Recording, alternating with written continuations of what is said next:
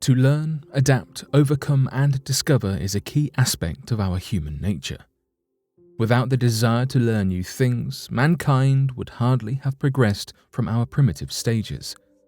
Though our modern-day triumphs and findings are much more random in subject and not quite so survival-orientated, they remain important and intriguing nonetheless.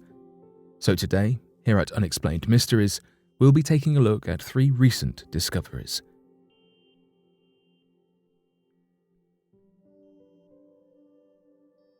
Mysterious Alaskan radioactive particle.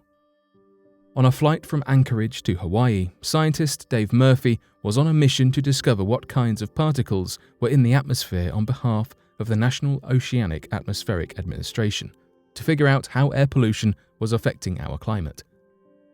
Of all the thousands of particles he collected, he certainly wasn't expecting to find an enriched uranium particle. As soon as he analysed those samples after landing back on the ground, he knew that the uranium particle wasn't naturally occurring. It was the type that would be found in dangerous nuclear weapons and fuels, like the weapons that were dropped on Japan during World War II. How and where did this mystery particle come from? After further research, Murphy guessed that the particle must have originated from somewhere in Asia and was carried all the entire way over to Alaska by wind trajectories and particle dispersion. Yet, he couldn't distinctly point to any one country. Even so, he reassured everyone that the atmospheric uranium particle wouldn't need to raise any concerns or worries. In fact, it was so tiny in size that it couldn't have been seen with a small optical microscope. If Murphy took another flight again, he stated that it was rare enough that he most likely would never see another one again.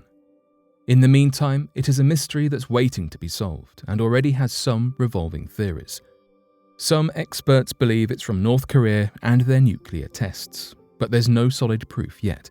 The particle could also have been from past nuclear accidents like Chernobyl or Fukushima, but it's unlikely to have been floating in the air for so long ever since.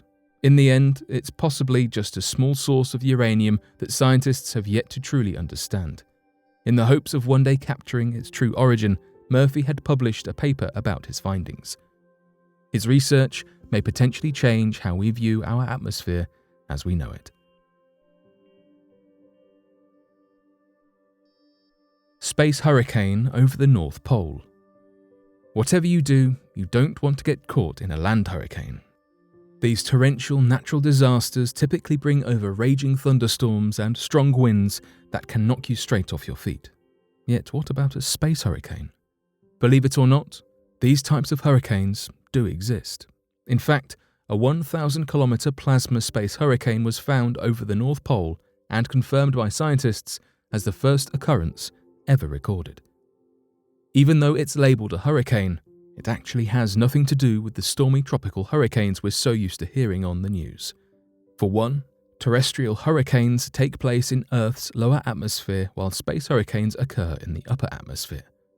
Additionally, they're made from a combination of magnetic field lines and solar winds that are composed of the sun's rapidly moving plasma. As soon as the solar winds start moving at super-fast speeds, the magnetic lines will warp the winds into a spiral shape much like our own ground hurricanes. However, instead of rain that's being poured down, we're getting a shower of electrons instead.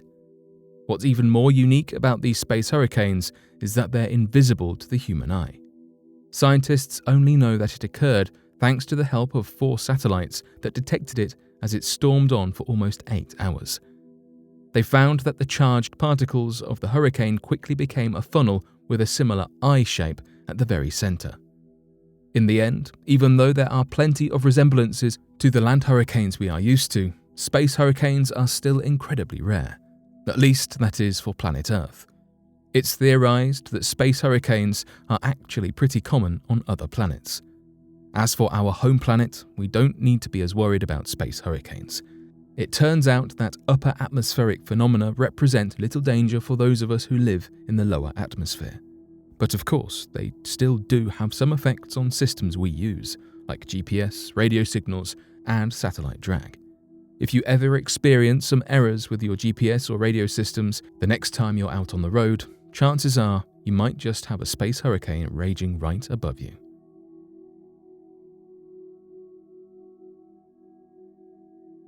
Mysterious ghost hand in historic photo of linen mill workers. It's easy to find traces of a ghostly presence in some historic photos, with their grainy quality and blurred lines, but these anomalies can be easily explained by the imperfections of the film itself. However, sometimes there is photographic evidence that is much harder to dispute. One such example is a photo from 1900 of 15 young women who were workers at a linen mill in Northern Ireland, arranged in rows with their arms crossed over their chests. All of the girls have their hands tucked underneath their arms, but one girl has a claw-like disembodied hand wrapped around her neck, resting on her shoulder. The hand appears to be coming from someone standing next to her, with an arm thrown around her as if around a friend. However, the truly ghostly part is that the girl is positioned at the end of a row, with nobody next to her. The hand is very clearly defined, and upon zooming in, even has sharp details such as shadowing and fingernails. The only girl behind her has her arms tightly crossed, and there is no explanation for where the hand could possibly be coming from. The girl and her companions appear to be entirely unfazed by the presence of a disembodied hand and seem to be entirely unaware of the spectral visitor in their photograph.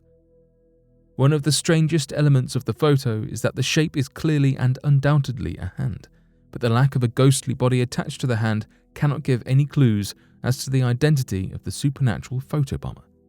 Skeptics claim that the almost too perfect form of the hand is the result of a skilled Photoshop job or an optical illusion. While it seems unlikely that such a distinct image could be the chance result of light hitting the camera at an odd angle, the Photoshop explanation is more probable, as the photo surfaced after being submitted to a website by a woman whose grandmother was pictured and who claimed that the photo was a family ghost picture. The woman who submitted the picture stated, "I don't really believe in ghosts, but there have been a few odd goings-on around this photo, so I hope this does not cause any more." However, she did not clarify what exactly the odd goings-on could be, and some speculate that the whole thing could be a clever hoax. So, is the photo a trick, or was there truly a ghostly presence lurking around these mill workers that day the photo was taken? We will likely never know and can only wonder at its strangeness.